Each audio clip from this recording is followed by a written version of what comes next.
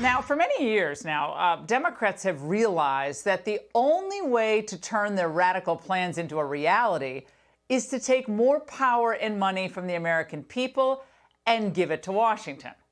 They want control over almost every aspect of your life. We can't drive our SUVs and, eat as much as we want and keep our homes on 72 degrees at all times. Can't do any of those things, he said back in 2008. And all these years later, we see Obama's heirs carrying on his mission control.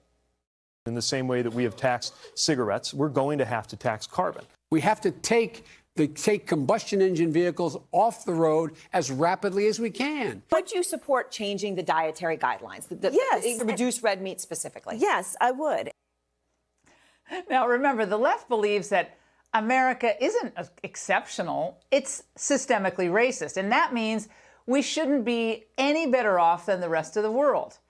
So the Greeniacs saw an opening when the global economy due to COVID cratered last year. Because of the lockdowns, closures, and reduced demand, carbon emissions fell by about 2.6 billion metric tons, which was a 7% drop from the year prior. Climate change activists who ignored or dismissed the human suffering caused by these draconian COVID rules were positively giddy. That kids were harmed from the cancellation of in-person learning and athletics was simply not relevant, given the left's larger long-term goal of reducing America's carbon footprint. So they saw COVID as an opportunity to advance the interests of a global climate bureaucracy. Their pet media marveled about the environmental benefits of lockdowns, again, ignoring human suffering. If there is a silver lining to this crisis, it's visible in the skies above China. All of this inaction, while causing so many humans problems, has actually proven to be quite good for Mother Earth. Falling pollution levels brought about by lockdowns may have been shining an impact on sunshine. Wild animals are now roaming city streets. How do we make sure these pollution levels don't rebound? So the longer you were behind closed doors, not commuting to work, not going to church, not traveling to see family, the happier those people were. But having a free country means that individuals are making their own risk assessments according to their own risk profiles. The Greeniacs hate that. They much prefer to order you around, or if that's not possible, to frighten you into abandoning your own common sense.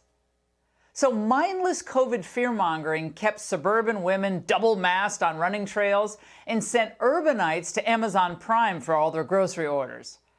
My favorite is when they were frantically wiping down their bananas and their egg cartons worried about COVID. The virus can live on surfaces, for example, steel and plastic for up to 3 days. We're just going to clean all the virus off here. Don't need to do too much. It's a pretty sensitive virus. For cardboard, it's typically going to be closer to 24 hours. Of course, none of that was true, right? But he did do a good job of cleaning. And Biden's attempt to take credit for this notwithstanding, it was Trump who greenlit Operation Warp Speed. Yet now we see the usual suspects lining up to exploit another hyped crisis. Of course, I'm talking about climate change. And the end goal is the same. They want more of your money and your freedom. And if they have to take extreme measures to accomplish this, oh, they will, unless we're ready for them. So if we apply the lessons learned in our battle against the COVID lockdowns, I'm confident we can stop them and we can win this. Now, if you think the forces propping up Biden aren't thinking about declaring a climate emergency in some form during his first term, you haven't been paying close attention. A report released yesterday by the International Energy Agency gave us a sneak preview of what might be coming. And of course, the lockdowns gave them the perfect roadmap for how to exert control over the population. Don't take my word for it, they admit this. The COVID crisis demonstrated that people can make behavioral changes at significant speed and scale if they understand the changes to be justified. Now, will we be ordered to stay at home because of the climate? Well, perhaps not. The left is rarely that straightforward.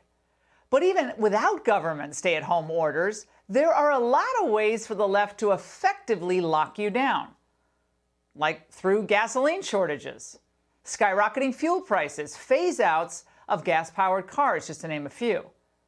In fact, the IEAE's bucket list of climate controls includes carbon taxes, fuel taxes, limiting air travel, reducing speed limits, phasing out gas-powered cars, and many more agenda items. Doesn't that just sound grand? San Francisco, among other cities, is seriously considering implementing congestion pricing with fees as high as $14 for every car entering the city. New York and D.C. are already squeezing cars out by expanding bike and pedestrian lanes. Hawaii, they've already declared a climate emergency there. And the far left is already pressuring Biden to declare one on a national scale. AOC and Bernie Sanders introduced legislation back in February, in fact, to do just that. But we cannot let the politicians or the bureaucrats abuse their authority again. No more never-ending states of emergency, no more executive orders to shutter businesses and schools. If governors or mayors want more authority, then they should ask for the voters to approve that. Pass a law the old-fashioned way through the state legislature.